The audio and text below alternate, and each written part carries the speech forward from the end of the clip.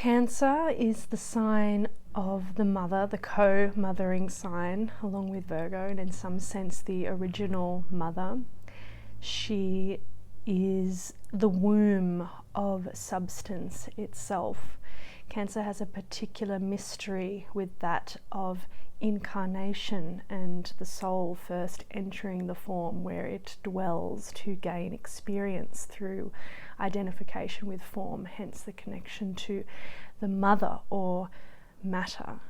The evolutionary arc for the individual born in Cancer has much to do with the release of those personal attachments and moving into a universal love where the human kingdom itself is one's family, where humanity is one's home, and thus the seeking to nourish all of those within one's spiritual family.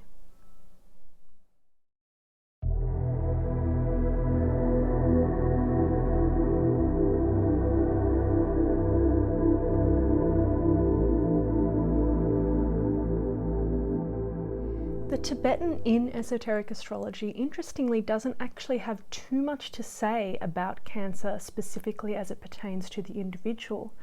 And this is because so much of how we understand Cancer esoterically has to do with mass consciousness.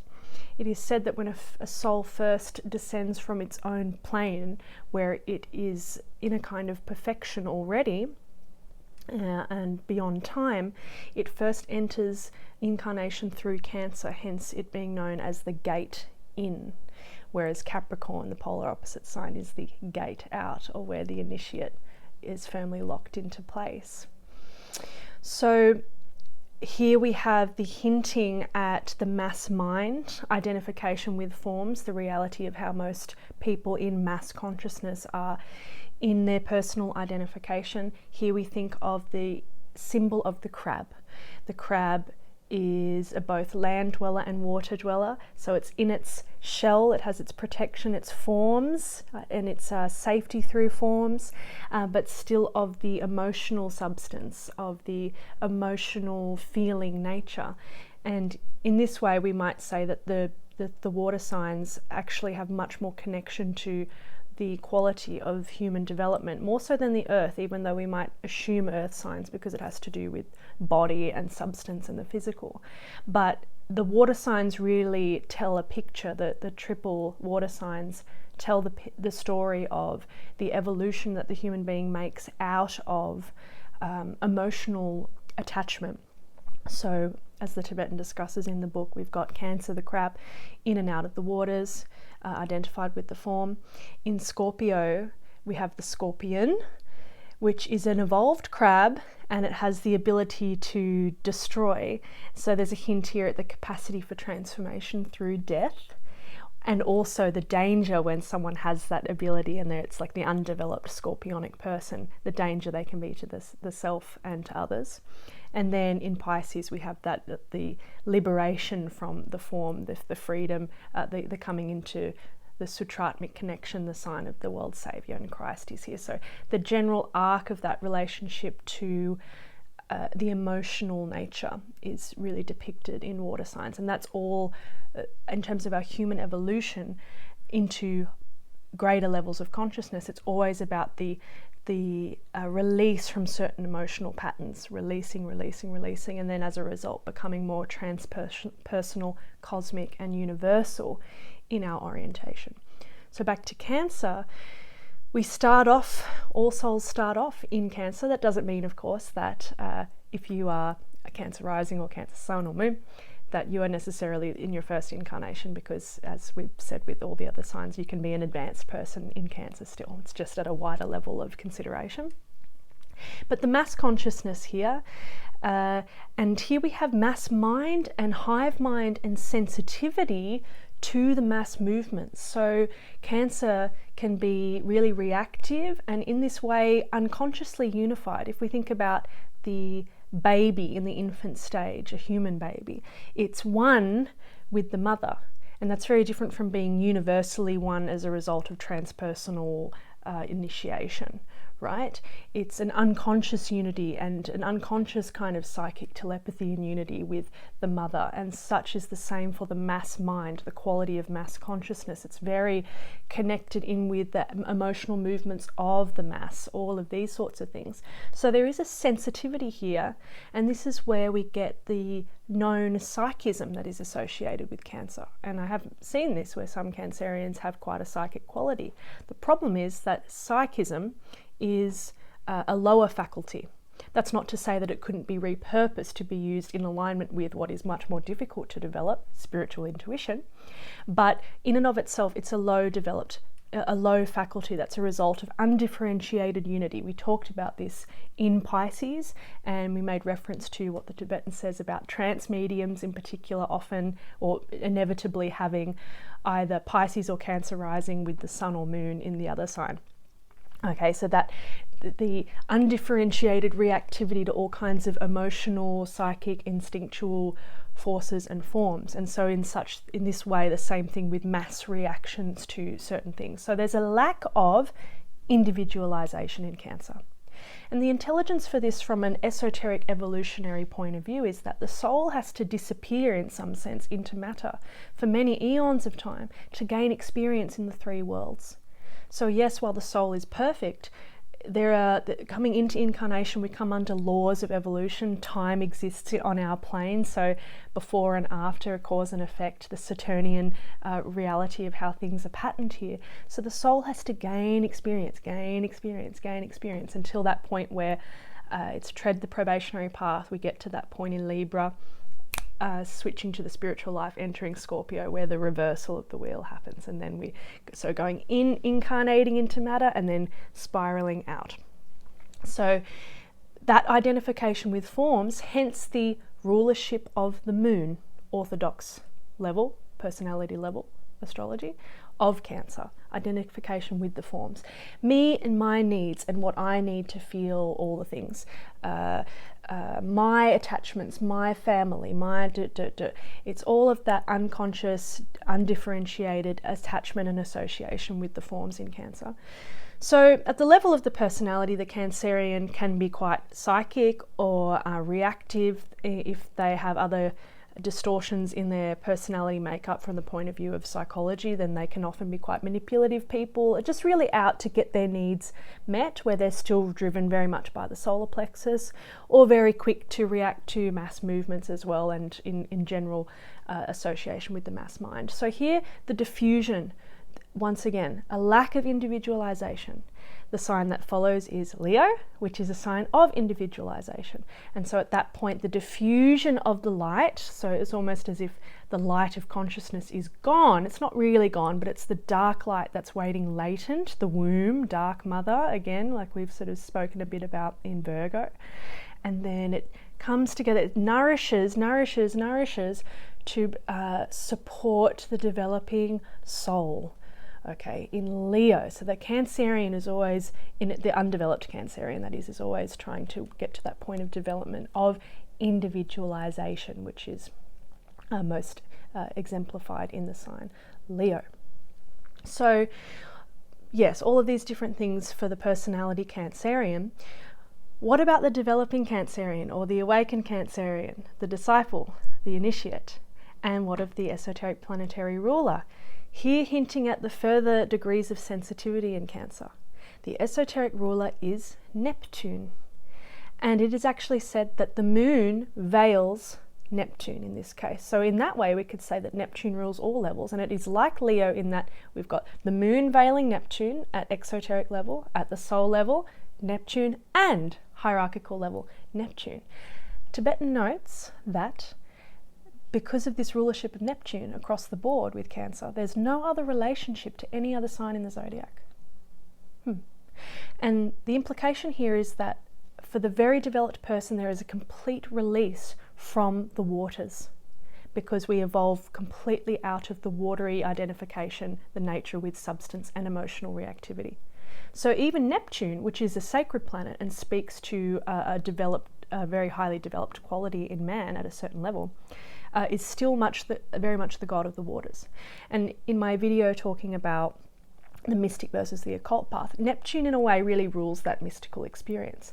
But when we move on, out of mystical experience onto the occult path, we actually leave that love for humanity, I must serve. Even that gets left behind, because at some point the emotional quality drops off, and then it becomes much more about the actualizing of the will and the plan, and the hard ray lines come into manifestation here, and it becomes much more directive. And we don't stay in that emotional quality forever. The emotional quality serves to help polarize us into a universal love and help actualize and focus that love principle. Neptune is a 6th ray sign.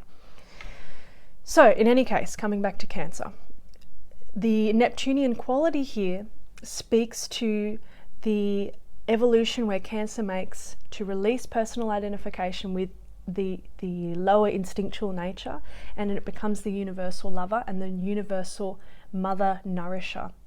The womb cares and nourishes the soul.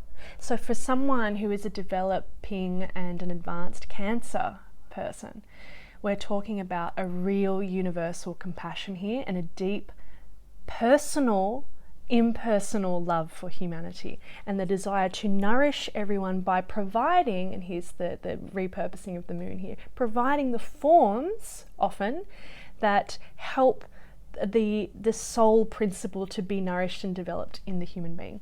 A great example of a developed Cancer person is Buckminster Fuller, who had a Taurus rising and then Sun in Cancer conjunct Jupiter in Cancer. And his Taurus, the higher design, mind, intelligence, knowledge, willful, was all in his designs of the geodesic domes, and he had all of this very geometric thinking, which is aided by Cancer, and we'll get to that in a second with its rays. But his big thing was making humanity work for everyone and providing everyone their basic needs. He was all about getting food, water, housing for everyone. So we have the technology to do that. There's a bit more of the Taurus quality there. We know how to do it. Let's make humanity work for everyone. Before we do other stuff, we should focus on getting everyone's needs met.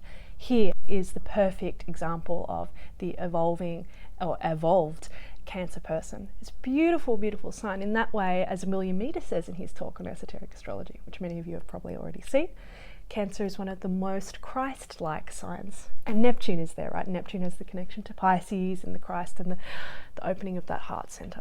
So universal love and the bringing forms in to nourish. And of course, exoterically, Cancer can be known for, cooking and providing and all of that, but we're really taking that and just blasting that open and extending that to a complete inclusion. This is the mother principle, right? Everything is included in the form aspect, all that is within manifestation. To bring everyone in, give them what they need, and help nourish them, and then support the developing soul principle. So the support of souls wanting to come into expression and manifestation through nourishment. That is the big takeaway for Cancer. So, universal compassion, nourishment of all through the forms. The rays in Cancer are 3 and 7. Building rays. So even though we've been talking about the love principle, of course it is the sign of the mother, and it is connected to the intelligent building of the forms. And here there is a hint at the capacity of Cancer for this creative capacity, this intelligence for how one builds something. It's the mother. The mother has the how. She knows all about how things need to be built. And we can see that also with, if you need to give someone what they need, what exactly do they need? And how can you best provide it to them? Those are all very practical. Yes, they move from that point of view of love, at least in the higher person, or the point of view of emotional attachment in the lower person. But knowing what someone needs, and think of the actual biological human process of motherhood, when the mother gives birth, and it's all of that instinctual intelligence that's been built up over time. Think back to the crab in and out of the waters, the reptilian consciousness with that. Knowing what's needed and when and how, all of this is that instinctual wisdom. So there's an inference here on the potential for the development of that into a capacity to really be able to bring things into manifestation. And there's a little hint there actually at the Cancer Capricorn polarity. I actually have a little Instagram post on my page there talking about this axis as the axis of the magician, sort of dark magic, the dart and the mountaintop and unicorn focus, the building of forms is, and once again, Cancer is a cardinal sign, so it's on the cardinal cross. And when we're talking about getting to initiate level status, all of those 4 cardinal signs are really impressing themselves on the initiate at that stage. So it has much to do then, necessarily, with the intelligence and deep wisdom as to what is actually needed to be brought into incarnation and bringing it in and coming it into manifestation with Capricorn. So not too much more to say there, but I think there's a sort of impression there that we can get if we sit and think it out. The big piece of encouragement for someone with strong Cancerian energy is to just gauge at what level there is individualization, and the focusing, bringing the point of light into focus, the Leonian movement, actually directing towards the Leonian symbol in many ways, bringing this meditation and reflection on what is the self, and starting to differentiate the self from mass movements, mass media, mass reactions, coming into an awareness of individualization. In that way, even psychological work, I think, can be very important. It's important for all signs and all people because we necessarily have psychology to us, but particularly for Cancer, and I think the moon is often, I find that the lunar piece often connects quite well with psychology, and for psychologists themselves, particularly depth psychologists, there's always a quite poignantly prevalent moon. And the building of the forms, the building of the personality. As we spoke a little bit about in Virgo, of course, Virgo has more to do with the gestating and the ruling of the 3 bodies, as opposed to Cancer, which is more about going beyond the body even and looking at the other forms, like we saw with Buckminster Fuller, housing and nourishment and food and water and all of this. But that all of that supporting, developing, right structuring of the human being with its forms, with its environment, with the scenarios to help support that Christ principle. So these are all important motifs for meditation for the Cancerian. Connecting to the heart center, of course, universal love, the 6th ray process of elevating from solar plexus, lower identification, the need to protect, to a universal love, universal heart.